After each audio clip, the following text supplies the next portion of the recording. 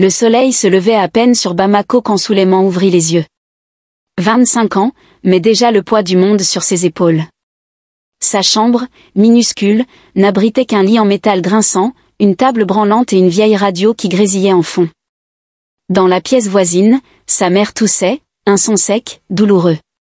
Le cancer l'avait rendu fragile, et les factures d'hôpital s'empilaient plus vite que les maigres billets qu'il arrivait à gagner. Ses deux petites sœurs dormaient encore, inconscientes du fardeau qui pesait sur leur grand frère. Depuis 2 ans qu'il avait terminé ses études, Souleymane n'avait pas trouvé d'emploi stable. Le diplôme encadré sur le mur semblait se moquer de lui chaque matin.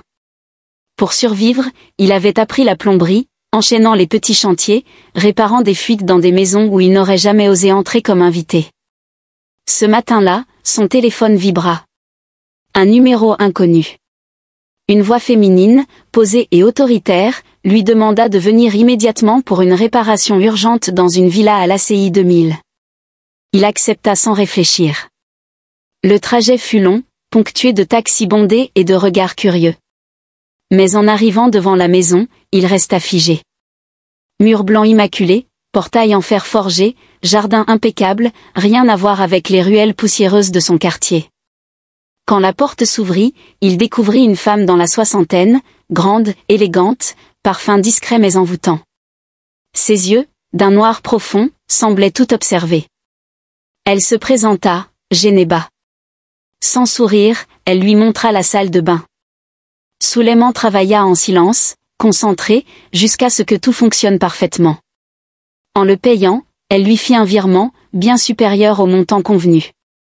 Excusez-moi, madame, je crois qu'il y a une erreur. Elle le fixa, étonnée. Tu es le premier à me dire ça. Il baissa les yeux. Je veux juste ce que je mérite. Elle sourit enfin. Et alors qu'il s'apprêtait à partir, sa voix le retint, plus douce, presque intime. Souleymane, passe la nuit avec moi. À 15 ans, Souleymane n'était déjà plus un enfant.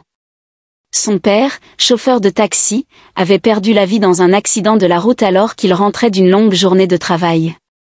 Ce soir-là, il avait entendu les pleurs de sa mère à travers les murs de la maison, un son qu'il n'oublierait jamais. Ce fut la fin de son insouciance. Du jour au lendemain, il se retrouva propulsé dans un rôle qu'il n'avait pas choisi, celui d'homme de la maison. Le quartier où il vivait n'offrait pas grand-chose aux adolescents comme lui. Les terrains vagues servaient de terrain de football improvisé, les ruelles étaient animées par les cris des vendeuses de beignets et l'odeur du poisson séché. Mais pour Souleymane, tout cela avait perdu de sa saveur. Il passait ses après-midi à aider sa mère à vendre des fruits sur un petit étal en bordure de route. C'était leur unique source de revenus, et chaque pièce comptait. La pauvreté n'était pas seulement un manque d'argent. C'était une présence constante, un fardeau qui se faisait sentir dans chaque choix, chaque repas. Il avait appris très tôt à calculer dans sa tête le prix de chaque morceau de pain, à renoncer au plaisir que ses camarades s'offraient sans y penser. Mais il ne se plaignait pas. Ce n'était pas dans sa nature. En secret, il rêvait de devenir ingénieur en mécanique. Depuis tout petit, il aimait démonter et remonter les vieux ventilateurs, réparer les vélos cassés des enfants du quartier. Sa mère l'encourageait, lui répétant qu'un jour, ses mains habiles le sortiraient de la misère. Mais les rêves étaient fragiles dans leur monde, et la réalité ne cessait de les briser. Un après-midi, alors qu'il rentrait de l'école, il trouva sa mère effondrée, tenant une lettre dans ses mains tremblantes. C'était un avis d'expulsion. Ils avaient 2 semaines pour payer les arriérés de loyer ou quitter la maison. Ce soir-là, il prit une décision silencieuse, il ferait tout ce qui était en son pouvoir pour protéger sa famille, peu importe le prix. Cette promesse devint sa boussole. Les années suivantes, il accepta les petits boulots les plus durs, porter des sacs de riz au marché, décharger des camions sous un soleil écrasant, réparer des fuites d'eau dans des maisons où on le regardait comme un intrus. Chaque fois qu'il rentrait épuisé, il voyait ses 2 petites sœurs endormies, et sa détermination se renforçait. Mais il ne savait pas encore que cette force qu'il cultivait dans la douleur allait, des années plus tard, l'emmener dans une villa où un simple choix allait changer sa vie à jamais. À 20 ans, Souleymane avait enfin obtenu ce diplôme qu'il avait poursuivi avec acharnement. Sa mère, fière, avait cousu un boubou neuf pour assister à la cérémonie. Les applaudissements, les photos, les félicitations. Ce jour-là, il avait cru que sa vie allait basculer vers le meilleur. Il se voyait déjà décrocher un emploi stable, porter des chemises bien repassées, revenir le soir avec un sourire rassurant pour sa famille. Mais les mois passèrent, et aucun coup de fil ne vint. Les CV s'empilaient sur le coin de la table, certains froissés, d'autres oubliés. Chaque entretien se terminait par la même phrase polie, « Nous vous rappellerons ». Mais personne ne rappelait jamais. Les promesses des recruteurs étaient aussi vides que ses poches. Pendant ce temps, la santé de sa mère commençait à décliner. Les premiers signes furent discrets, une fatigue constante, des vertiges. Puis les diagnostics tombèrent, implacables, un cancer. Les médecins parlaient en chiffres, en traitements, en coûts. Souleymane n'entendait qu'une seule chose, l'argent. Toujours plus d'argent. Il tenta tout. Il travailla comme manœuvre sur des chantiers, souleva des briques jusqu'à ce que ses mains soient couvertes d'ampoules. Il devint aide-maçon, vendeur ambulant, livreur à vélo. Chaque billet qu'il gagnait était aussitôt englouti dans les soins, les médicaments, les frais scolaires de ses sœurs. Les nuits, il s'asseyait dans la cour, regardait le ciel et se demandait combien de temps encore il pourrait tenir. C'est à cette période qu'il découvrit la plomberie. Ce n'était pas un choix, mais une nécessité. Un voisin, voyant sa situation, lui proposa de l'accompagner sur ses interventions. Souleymane apprit vite, changer un robinet, déboucher une canalisation, réparer une chasse d'eau. Ce n'était pas le métier dont il avait rêvé, mais c'était un métier qui nourrissait les siens, et c'était tout ce qui comptait. Il avait compris une vérité dure, les rêves peuvent attendre, la fin, non. Chaque fois qu'il se rendait sur un chantier, il gardait en tête l'image de sa mère souriante, malgré la douleur. Elle était sa motivation, son moteur. Et si un jour, il devait accepter une offre qui changerait leur vie, il savait déjà qu'il ne reculerait pas.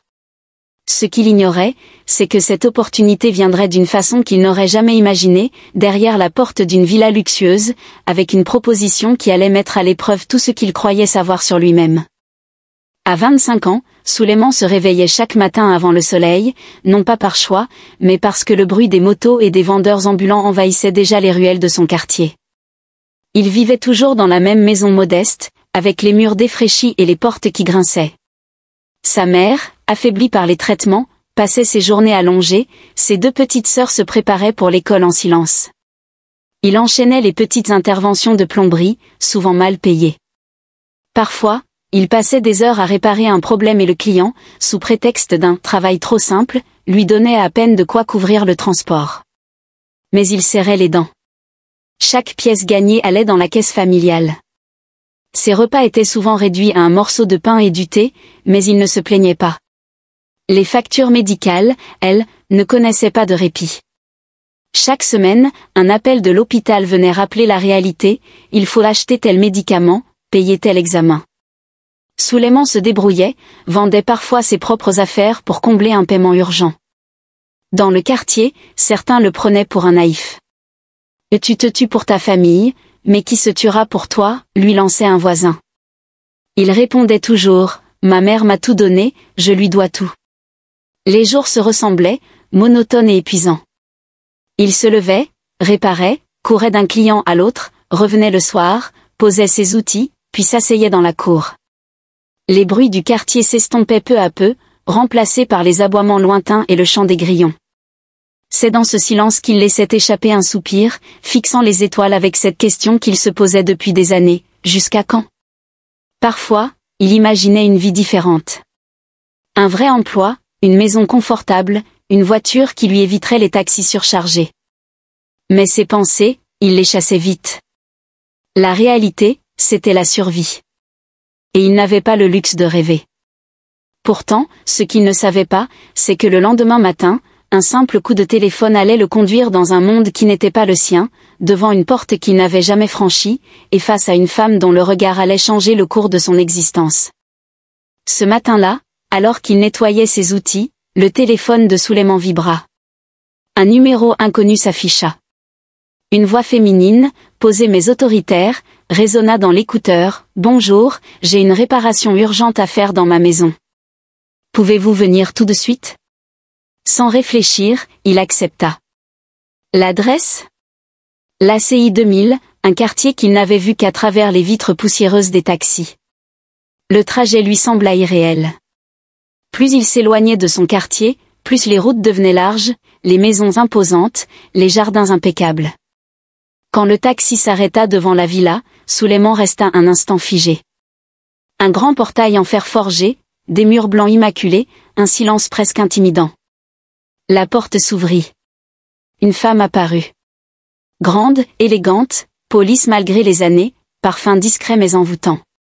Ses yeux sombres semblaient sonder chaque recoin de son âme. « Entrez, je vous montre la salle de bain », dit-elle simplement. Suleiman se mit au travail, concentré, silencieux. L'odeur du parfum flottait dans l'air, mêlée à celle du bois ciré. En moins d'une heure, tout fonctionnait parfaitement. Elle observa le résultat, hocha la tête, puis prit son téléphone. Quelques secondes plus tard, son propre téléphone vibra, un virement venait d'arriver, bien au-dessus du prix convenu. « Excusez-moi, madame, il doit y avoir une erreur. »« Quelle erreur ? » ?»« Vous m'avez envoyé trop. » Elle eut un léger sourire, presque surpris. « Tu es le premier à me le dire. » Les autres auraient gardé l'argent sans rien dire. Il baissa les yeux. « Ce n'est pas mon genre. » Il remit ses outils dans son sac, prêt à partir. Mais alors qu'il atteignait la porte, sa voix l'arrêta. « Suleiman, passe la nuit avec moi. » Il se retourna, croyant avoir mal entendu. « Pardon ? Tu m'as bien entendu. Une nuit, et je peux t'offrir tout ce que tu veux, une maison, une voiture, de l'argent. » Il resta figé, les mains crispées sur la sangle de son sac. « Je suis désolé, je ne peux pas faire ça. »« Tu ne veux pas sauver ta mère ?» Ces mots frappèrent droit dans son cœur. Pendant un instant, il manqua d'air. Mais il secoua la tête. « Pas comme ça. » Il franchit la porte et sortit dans la chaleur écrasante, le cœur battant fort.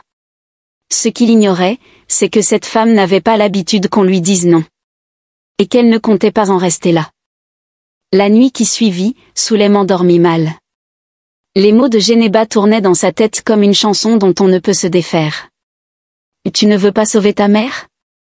Il se revoyait dans cette villa impeccable, face à cette femme au regard sûr d'elle, lui offrant en une nuit ce que lui n'arrivait pas à réunir en plusieurs années. Le lendemain, alors qu'il réparait un vieux robinet pour un voisin, son téléphone sonna. Il reconnut immédiatement la voix. « Suleiman, c'est Geneba. » Il hésita à raccrocher. « Oui, madame ? Déjeunons ensemble. Mon chauffeur peut venir te chercher. » Je ne peux pas. Je peux te payer pour ton temps. Dis-moi ton tarif. Ce n'est pas une question d'argent. Merci, madame. Il raccrocha. Mais il n'avait pas raccroché ses pensées. Toute la journée, il resta distrait, au point de se couper légèrement en manipulant un outil. Son ami Mamadi, qui travaillait avec lui ce jour-là, le remarqua. « T'es bizarre, frère. Qu'est-ce qui se passe ?» Suleiman hésita, puis raconta tout. Mamadi le fixa, choqué. « Attends, elle t'a proposé quoi ? Et t'as dit non ? » ?»« Oui. »« T'es fou. Ta mère est à l'hôpital et tu refuses une chance pareille ? Tu crois que Dieu ne passe pas parfois par les mains des gens ? Peut-être que c'est ton destin. » Ces mots plantèrent un doute dans son esprit. Il passa la soirée assis dans la cour, regardant les ombres s'étirer. Et si Mamadi avait raison ? Et si refuser, c'était condamner sa mère à souffrir davantage ? La nuit tombait, les grillons chantaient, et il n'arrivait pas à chasser l'image de Geneba, assise dans son salon parfumé, offrant de changer sa vie d'un claquement de doigts. Il se souvenait aussi de ses yeux, pas seulement séduisants, mais étrangement tristes. Finalement, il prit son téléphone, respira profondément et appela le numéro qu'il avait juré de ne plus composer. « Bonsoir, madame. C'est Suleiman. » Un silence. Puis une voix douce, presque satisfaite. « Je savais que tu rappellerais. » 2 jours plus tard, Suleiman descendit d'un taxi devant un restaurant chic du centre-ville. Les vitres teintées, la façade illuminée, tout respirait un luxe qui lui était étranger. Il ajusta timidement sa chemise, un vieux modèle soigneusement repassé par sa sœur la veille. À l'intérieur, un serveur l'accueillit avec un sourire crispé. « Je viens voir Madame Geneba », annonça-t-il. Le serveur lui fit signe de le suivre. Souleiman fut surpris de découvrir la salle vide. Toutes les tables étaient dressées, mais il n'y avait qu'une seule personne, elle. Geneba portait une robe fluide couleur émeraude, ses bijoux scintillaient sous la lumière tamisée. Elle se leva, l'accueillit avec un sourire franc. « Assieds-toi, Souleiman. » Il s'installa, mal à l'aise, évitant son regard. Elle ne perdit pas de temps. « Tu as quel âge ?»« 25 ans, madame. »« Et tu sais que j'en ai 60 ?»« Oui. » Elle eut un léger sourire. « J'ai fait mes recherches sur toi. Je sais tout, ta mère malade, tes petites sœurs, ta formation, ton honnêteté. » Souleiman releva la tête, intrigué. « Pourquoi moi ? » Parce que tu m'as regardé avec respect, pas comme un portefeuille ambulant. Parce que tu as été le seul à me rendre de l'argent en trop. Et parce que tu m'as rappelé ce que c'est, d'être aimé. Ces mots le désarmèrent.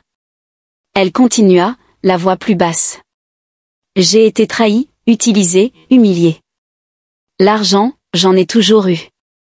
Mais l'amour, jamais. À mon âge, je veux juste sentir ce que c'est que d'être désiré, pas acheté. Souleiman resta silencieux. Elle lui parla alors de sa fille adoptive, Ayata, une jeune femme de 23 ans, actuellement à l'étranger. Elle est ma seule famille, mais parfois, j'aimerais qu'il y ait quelqu'un pour veiller sur moi comme je veille sur elle. Il sentit quelque chose se nouer en lui. Était-ce de la compassion ? Du désir ? Ou simplement la tentation d'un avenir plus doux ? Il se leva, fit le tour de la table, et posa doucement ses lèvres sur les siennes. Elle recula à peine, surprise. « Est-ce que c'est un oui ?» Il hocha lentement la tête. Cette nuit-là, Geneba ne dormit pas seule. Et Souleiman, pour la première fois depuis longtemps, oublia les dettes, les factures, et la maladie. Il n'avait plus qu'une pensée, cette femme, et la façon dont son regard avait balayé toute sa misère d'un seul geste. Les jours qui suivirent furent étranges pour Souleiman. Chaque matin, il se réveillait dans un lit moelleux, les draps parfumés, le bruit lointain de la ville étouffé par les murs épais de la villa. Geneba était toujours déjà levée, vêtue d'un peignoir en soie, prenant son café en feuilletant les journaux. Leur relation, d'abord discrète, devint rapidement régulière. Elle l'appelait, il venait. Parfois, ils passaient la journée ensemble, déjeuner dans un hôtel 5 étoiles, promenade en voiture de luxe à travers la ville, soirée privée où il croisait des visages qu'il n'avait vus que sur les écrans. Peu à peu, Geneba commença à s'occuper de ses problèmes. Sa mère fut transférée dans une clinique privée, ses sœurs inscrites dans des écoles réputées. Les frais étaient réglés sans qu'il ait besoin de demander. Un matin, elle lui remit les clés d'un appartement moderne, entièrement meublé. « Tu as besoin d'un vrai chez toi », dit-elle simplement. Souleiman oscillait entre gratitude et vertige. Il n'avait jamais imaginé vivre ce genre de vie. Pourtant, il s'y habituait vite, les chemises sur mesure, les parfums coûteux, les repas raffinés. Mais ce qu'il aimait le plus, ce n'était pas l'argent. C'était la façon dont Geneba le regardait, comme s'il était la seule personne au monde capable de combler le vide dans son cœur. Avec elle, il se sentait plus qu'un simple survivant, il se sentait choisi. Un soir, alors qu'il dînait sur la terrasse éclairée par des bougies, il prit sa main. « Je veux t'épouser, Geneba. » Elle éclata de rire, pensant à une plaisanterie. « Tu es sérieux ? » Plus que jamais. Elle secoua la tête, troublée. Personne ne lui avait jamais proposé le mariage sans que l'argent soit en jeu. Elle voyait bien qu'il n'était pas comme les autres. Et cette idée commença à s'ancrer dans son esprit. Ce qu'aucun des deux ne savait, c'est que cette décision allait déclencher des tempêtes qu'aucun amour ne traverse indemne. Le jour où Souleiman décida de présenter Geneba à sa famille, il ressentit un mélange d'excitation et de nervosité. Sa mère, désormais rétablie, vivait dans une belle maison offerte par Geneba. Ses sœurs attendaient la rencontre avec curiosité. « Notre belle-sœur va être trop jolie », rigolait la plus jeune. Il souriait, imaginant les rires et les discussions autour du repas. Lorsque la voiture noire s'arrêta devant la maison, les deux sœurs se précipitèrent dehors. La portière s'ouvrit, et Genéba en descendit, élégante comme une reine, ses bijoux scintillant au soleil. Le sourire des filles s'effaça instantanément. « C'est qui ça ?» demanda l'aînée, perplexe. « C'est Genéba, ma fiancée », répondit Sulayman, un peu gêné. Un silence pesant s'installa, avant que la plus jeune n'éclate. « Tu es malade ou quoi ? Elle a l'âge de maman. » Sulayman sentit la colère monter. « Respectez-la. Elle mérite mieux que vos insultes. » Mais elles continuèrent, plus cruelles encore. « Elle ne peut même pas avoir d'enfants. On veut des neveux, pas des disputes au quartier. Tu gâches ta vie, grand frère. » Genéba, le visage fermé, n'attendit pas la suite. Elle tourna les talons, remonta dans la voiture et claqua la portière. Sulayman tenta de la rattraper, mais elle avait déjà disparu. Il passa le reste de la journée à l'appeler, sans réponse. Le soir, enfin, un message tomba, « C'est fini. Merci pour tout. Tu peux garder ce que je t'ai donné, mais sors de ma vie. » Le cœur lourd, il se précipita chez elle. Elle lui ouvrit, mais resta sur le pas de la porte, froide. « Pourquoi tu ne m'as pas prévenu ? Pourquoi tu m'as laissé subir ça ? Je voulais leur dire, j'étais prêt. Mais ils m'ont pris de court. Non, tu avais honte de moi. Ce n'est pas vrai, je t'aime, Genéba. Tu ne peux pas juste me quitter. » Elle détourna les yeux, blessée. « Demain matin, tu pars. C'est terminé. » Cette nuit-là, Sulayman ne dormit pas. Dans le silence de l'appartement, il se jura que, quoi qu'il arrive, il ne laisserait pas leur histoire mourir à cause des préjugés. Dès l'aube, Sulayman se leva avec un seul objectif, ne pas laisser Genéba s'éloigner. La nuit blanche qu'il venait de passer avait ravivé en lui une détermination farouche. Ses mains tremblaient, mais son cœur battait d'une conviction nouvelle. Il arriva devant la villa avant même que le soleil ne se lève complètement. Les gardes, étonnés, hésitèrent à le laisser passer. Mais il insista, expliquant qu'il ne partirait pas sans lui parler. Finalement, l'un d'eux céda et le laissa entrer. Genéba, encore en peignoir, apparut au sommet de l'escalier. Ses yeux trahissaient une fatigue mêlée à de la colère. « Sulayman, tu ne comprends pas ? C'est fini. » Il fit un pas vers elle. « Non. Même si tu es plus âgé que moi, je suis l'homme de cette relation. Et je t'aime. Personne ne m'empêchera de t'aimer. » Ces mots, prononcés avec une voix tremblante mais assurée, semblèrent fissurer la carapace de Genéba. Elle détourna le regard, comme pour cacher l'émotion qui montait. Il s'approcha lentement. « Je ne veux pas de ta fortune. Je veux toi. Même si on doit tout perdre, je resterai. Parce que tu es la femme de ma vie. » Ses yeux croisèrent enfin les siens. Et dans ce silence lourd, elle vit la sincérité qu'aucun cadeau n'aurait pu acheter. D'un pas rapide, elle descendit les marches et se jeta dans ses bras. Ils s'enlacèrent comme deux naufragés qui refusent de se noyer. Cette nuit-là, ils se retrouvèrent, plus proches que jamais. Ce n'était pas un simple geste d'amour, mais un serment silencieux, affronter ensemble toutes les tempêtes. Les semaines suivantes furent intenses. Sulayman et Genéba décidèrent d'annoncer leur mariage, cette fois sans attendre l'approbation de qui que ce soit. Ils commencèrent les préparatifs, visitant des salles, choisissant les fleurs, goûtant au menu. Chaque détail semblait les rapprocher davantage. Pour éviter les tensions, ils n'invitèrent que quelques proches, ceux qui avaient toujours soutenu leur couple. La famille de Sulayman restait à l'écart, encore froissée par son choix, mais il s'en moquait. Pour lui, l'essentiel était que Genéba soit à ses côtés. Mais alors qu'il finalisait les invitations, une nouvelle arriva, Hayata, la fille adoptive de Genéba, rentrait au pays. Elle veut assister au mariage, annonça Genéba avec un sourire. Sulayman sentit une pointe d'inquiétude. Il ne connaissait pas encore cette jeune femme, mais la façon dont Genéba parlait d'elle lui faisait comprendre qu'elle occupait une place immense dans son cœur. Le jour où ils se rencontrèrent, Sulayman comprit qu'Hayata n'était pas comme les autres. Belle, assurée, elle dégageait une énergie magnétique. Elle le fixa longuement avant de sourire d'un air que lui seul sembla remarquer. Enchanté, Souleymane, dit-elle en lui serrant la main. Enchanté, répondit-il, un peu sur la réserve. Ce que Genéba ne vit pas, c'est la lueur étrange dans les yeux de sa fille adoptive. Hayata avait grandi comme la princesse de la maison. Elle n'avait jamais eu à partager l'attention de sa mère. Et voilà qu'un homme, jeune, charismatique, venait occuper la place centrale. Dès ce soir-là, dans le secret de sa chambre, elle se fit une promesse.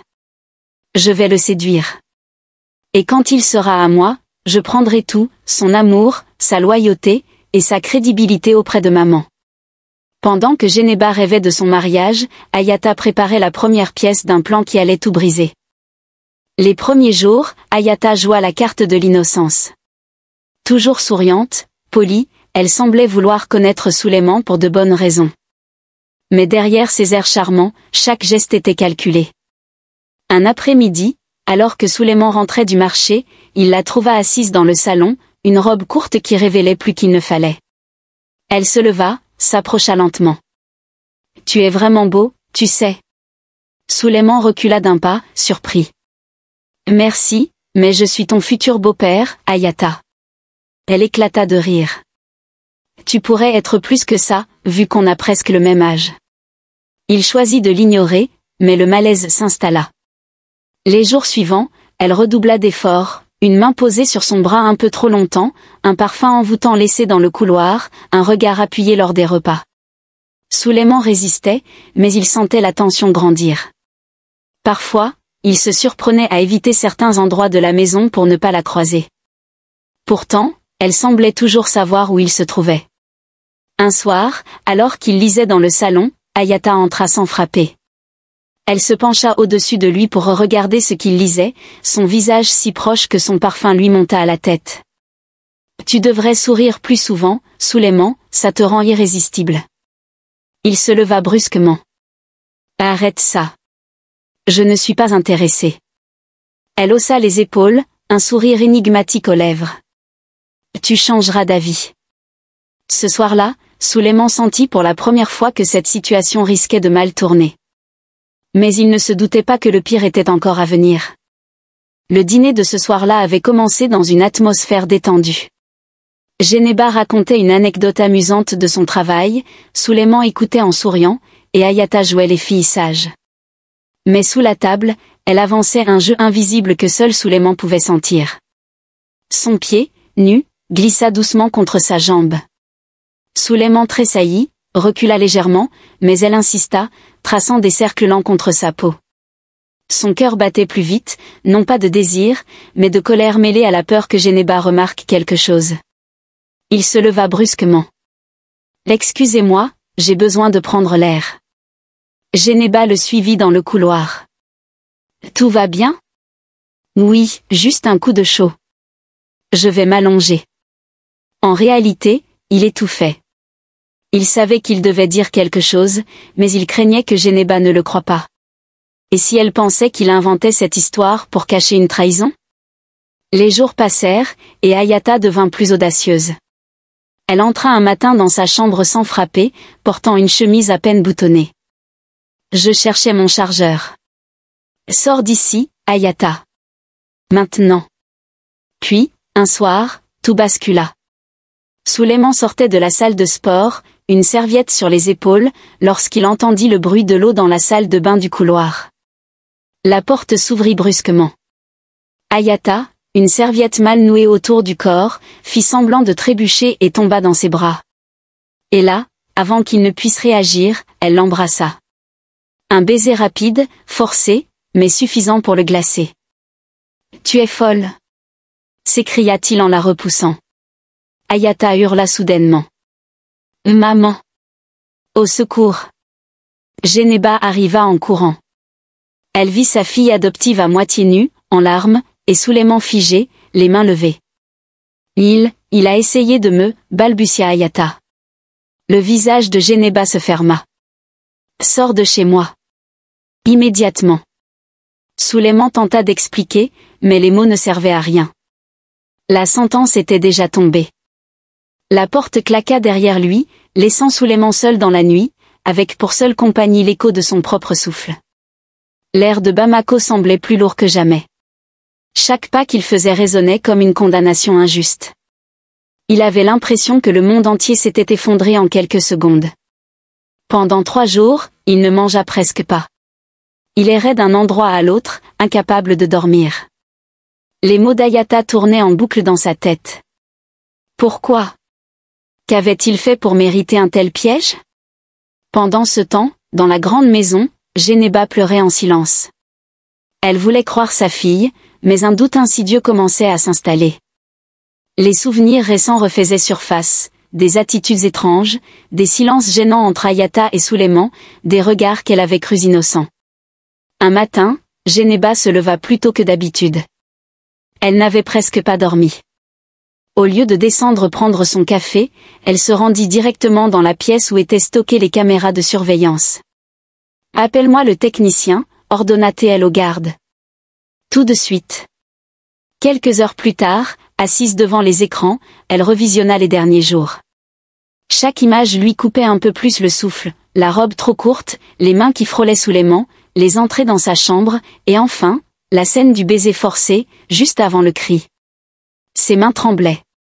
Elle mit la vidéo en pause, les yeux fixés sur l'écran. Le doute avait laissé place à une certitude, elle s'était trompée, et pire encore, elle avait brisé l'homme qu'elle aimait. Sans attendre, elle attrapa son téléphone et composa le numéro de Suleiman. Pas de réponse. Elle rappela. Encore rien. Elle envoya un message, « Je dois te voir. C'est urgent. » Mais le silence continua. C'est alors qu'elle reçut une information qui la glaça, Suleiman était à l'aéroport. Il quittait le pays. Geneba fonça hors de la maison, son cœur battant à tout rompre. La voiture roulait à toute vitesse dans les rues de Bamako, slalomant entre les taxis et les motos. Chaque minute comptait. Si elle arrivait trop tard, Suleiman disparaîtrait peut-être pour toujours. À l'aéroport, elle sauta du véhicule avant même qu'il ne s'arrête complètement. Elle traversa la foule, bousculant des voyageurs, ignorant les protestations. Les haut-parleurs annonçaient des vols, mais elle n'entendait rien. Son esprit n'avait qu'une seule image, Suleiman tournant le dos, prêt à embarquer. Et puis, elle le vit. Dos droit, sac à la main, avançant vers la porte d'embarquement. « Suleiman » hurla-t-elle. Il se figea. Lentement, il se retourna. Son regard, froid et blessé, la traversa comme une lame. Elle s'approcha en courant, essoufflée, les larmes aux yeux. Arrivée devant lui, elle tomba à genoux, au milieu des passagers médusés. « Je t'en supplie, ne pars pas. J'ai vu les vidéos. » C'était elle. C'était Ayata. Suleiman resta silencieux. Ses yeux brillaient, mais il ne bougeait pas. « Tu n'aurais jamais dû me croire capable de ça, » dit-il enfin, la voix basse. « Je sais, je suis désolée, je te demande pardon. » Elle sortit une petite boîte de son sac. En l'ouvrant, une bague scintilla sous les lumières froides de l'aéroport. « Veux-tu m'épouser ?» Suleiman baissa la tête, prit la bague, puis s'agenouilla à son tour. « C'est moi qui devais te poser cette question. » Les applaudissements éclatèrent autour d'eux. Ils s'embrassèrent au milieu des voyageurs, oubliant le reste du monde. Ce jour-là, l'aéroport devint le témoin d'une réconciliation qu'aucun obstacle n'avait réussi à briser. Le mariage eut lieu quelques semaines plus tard. Pas de faste inutile, pas de centaines d'invités. Juste un petit cercle de proches, ceux qui avaient toujours cru en eux. Le soleil de Bamako baignait la cour intérieure d'une lumière dorée. Les tissus colorés, les parfums de fleurs et les éclats de rire formaient une atmosphère presque irréelle. Geneba portait une robe ivoire simple mais élégante, qui mettait en valeur la douceur de ses traits. Suleiman, vêtu d'un boubou blanc parfaitement taillé, la regardait comme si c'était la première fois qu'il la voyait.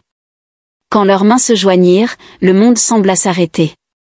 La famille de Suleiman, d'abord absente, finit par franchir la porte. Sa mère, émue, s'approcha de Geneba et lui prit les mains. « Si tu rends mon fils heureux, alors tu es la bienvenue. » Les sœurs de Suleiman, honteuses, demandèrent pardon pour leurs paroles passées. Geneba les accueillit avec un sourire sincère, mais son cœur restait prudent. Une seule personne manquait à l'appel, Ayata. L'adoption avait été rompue, et Genéba ne voulait plus entendre parler d'elle. Après les vœux et les applaudissements, Souleymane et Genéba dansèrent ensemble, ignorant les murmures de ceux qui ne comprenaient toujours pas leur union. Pour eux, il n'y avait qu'une vérité, ils s'étaient choisis, contre vent et marée. Les jours qui suivirent furent emplis de douceur. Voyage, projet commun, soirée simple à la maison. Souleymane avait trouvé une stabilité qu'il n'avait jamais connue, et Genéba redécouvrait le goût d'être aimé sans condition. Mais alors que la routine heureuse s'installait, un matin, quelque chose vint troubler cet équilibre. Genéba se leva avec une nausée persistante. Elle pensa d'abord à un repas trop épicé la veille, mais les jours suivants, les symptômes continuèrent. Fatigue, vertige. Souleymane insista pour qu'elle consulte. Ils se rendirent à l'hôpital, pensant à un problème bénin. Mais lorsque le médecin revint avec les résultats, son regard était chargé d'une étrange intensité. « Madame, vous êtes enceinte. » Le silence s'abattit dans la pièce. Genéba éclata d'un rire nerveux. « Docteur, vous devez vous tromper, à mon âge ?» Le médecin esquissa un sourire avant de tourner l'écran vers eux. « Non seulement vous êtes enceinte, mais vous attendez des triplés. » Souleymane resta bouche bée, incapable de parler. Ses yeux passaient du médecin à Genéba comme pour s'assurer qu'il n'était pas en train de rêver. « 3. » répéta-t-il dans un souffle. Les larmes montèrent aux yeux de Genéba. Elle porta les mains à son ventre, tremblante. Tout son corps semblait refuser d'y croire, mais les images à l'échographie étaient là, indéniables, 3 petits cœurs battant à l'unisson. La nouvelle se répandit rapidement. Dans le quartier, les réactions étaient partagées, certains parlaient de miracles, d'autres murmuraient des histoires de sorcellerie. Mais Souleymane n'écoutait pas les rumeurs. Pour lui, c'était un cadeau du destin. Les mois qui suivirent furent intenses. Genéba était suivie par les meilleurs médecins, et Souleymane veillait sur elle comme sur un trésor.